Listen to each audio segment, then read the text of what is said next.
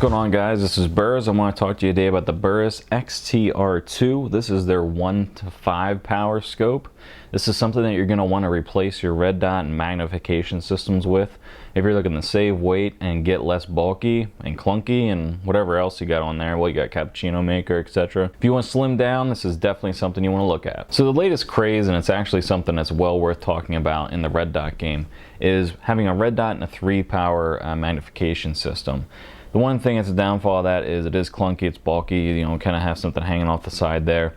And, you know, there are better options out there. There's plenty of places that are doing a true, you know, 0 magnification to 4, 5, 6. There's tons of different scopes out there. The Burris is one that's in that game. This is the 1 to 5 power. So what you're getting there is the ability to go out to longer distances, but crank it down to no magnification so you can use it like a true red dot. So the configuration I have here is in mil, you know, MRAD, and what this has is per click, you're gonna get 0.1 mil adjustments, which is great fine adjustments you can do with that. I overall have liked this scope. I haven't really had many problems. There's one problem I think they can improve on that would really make this scope worth the purchase price, and we'll talk about that a little bit later. But let's talk about just the basics here. So you got your focus down here, you have your power adjustment here. The great thing about that power adjustment is the fact that it has some great knurling on it, so it's real easy to grab that and turn it to whatever magnification you want to turn it at. It slims down here and you have your knobs, you have your turrets. I will say that, not sure if it's going to be picked up on audio, but it does have audible and tactile feel to it as far as the different adjustments. I wouldn't call them always, you know, as far as the top one here. You can definitely feel it move to different adjustments, and you can take that off right here and then move this turret to zero it out.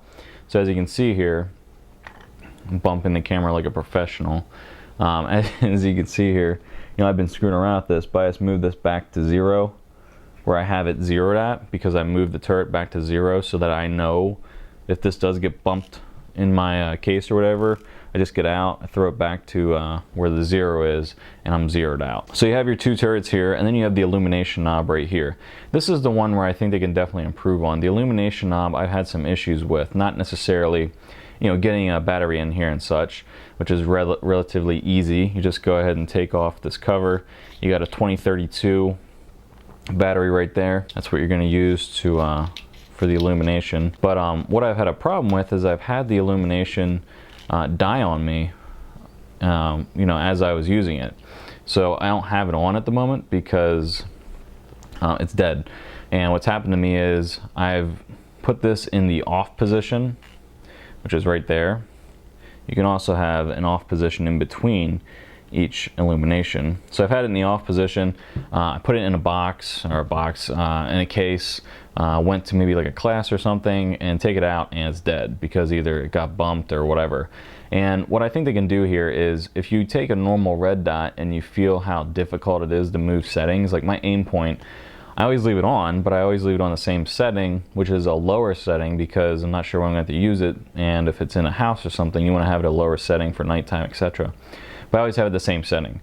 And when I take it out, I never have it all of a sudden jacked up to a different setting. And I think what they can do here is make the resistance on these knobs, or on this turret here for the illumination, they could definitely make that a lot more resistant to movement. It's a little too easy to move this back and forth. So I think that's one improvement they can make that would definitely assist people with putting these in cases, etc. Like I've said, I've had my battery go dead multiple times, and that's the one thing that really stood out to me with, I would call it an irritation factor, because you got to either replace the battery, or if this was in a situation where you needed to use your scope in a self-defense situation, your illumination wouldn't be on. So I think they can definitely improve on that. As far as the clarity of the glass, there's nothing wrong with that. I haven't really noticed anything where I couldn't see anything, where things weren't clear, you know, focusing it out and the such. I've thrown this in the freezer, as I did with my previous scope review of the SWFA. I've thrown it in a bucket of water, did some box drills, everything checked out well. The thing I did notice was, after I threw it in the freezer, I think I had it in there for a few hours, maybe like 4 hours or something like that. I took it out and everything was nice and frosted. The adjustments were still moving in and out relatively well.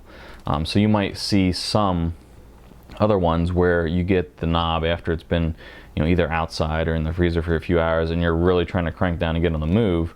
This still had a pretty smooth action with being in the freezer for about 4 hours, so I was really impressed with the turrets and how they felt after being in the freezer. As far as performance of the scope, I've been hitting sub MOA with this scope for the most part, depending on the ammunition, but using match ammunition, I've had no problem hitting sub MOA groups at 100 yards, and I've gone ahead and put it on this GG&G.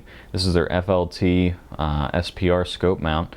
And I've taken it on and off, and I've had no problems with keeping it at a MOA grouping at 100 yards. It's been consistent for me over the last probably 6 months that I've had this, and I've used it in place of my red dot on my 16-inch AR, and I've been really pleased with the performance. The weight's not too bad. It's around 17 ounces for this, so you're really not adding that much more weight than if you were to have a red dot with a magnificator with a 3x magnifier on it. So if you guys are looking for something to replace your red dot and magnifier system, or if you just have a red dot and you're looking to put something in place, you want to get some more magnification, you were looking to maybe get a magnifier, etc., this might be something you want to look at. So if you're interested in that, I think this is worth the look. The quality of the workmanship of it being built is exceptional. I've had no problems with it at all, and I think it's well worth a look.